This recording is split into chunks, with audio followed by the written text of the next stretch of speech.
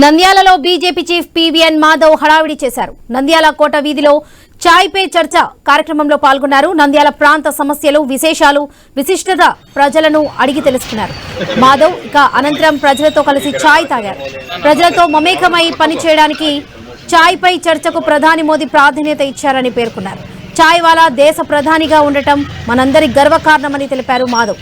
ప్రపంచ గతిని మార్చగలిగే చర్చలు వీధుల్లోనే జరుగుతుంటాయని తెలిపారు. అనంతరం దేవాలయ విశిష్టతను ప్రజలకు వివరించారు ఏపీ బీజేపీ అధ్యక్షుడు మాధవ్.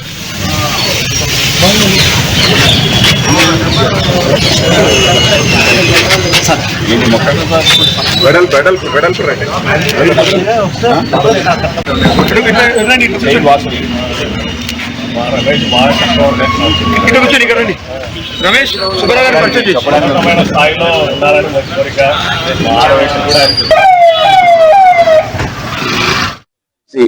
ఈ ప్రాంతానికి సంబంధించిన సమస్యలు, ఈ ప్రాంతంలో ఉండే అనేక విశేషాలు తెలుసుకోవడం జరిగింది.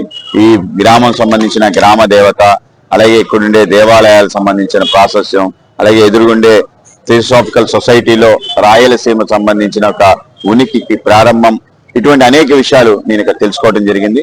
ఆ విధంగా ప్రతి ఊరు నా పర్యటనలో తప్పనిసరిగా ప్రజలతో కలిసే ఒక కార్యక్రమాన్ని చేయాలని చెప్పనుకున్నాం. ఆ విధంగా సహజంగా అందరూ కలిసి ఛాయ్ తాగటం, మనకి ఛాయ్లో అనేక చర్చలు జరుగుతాయి.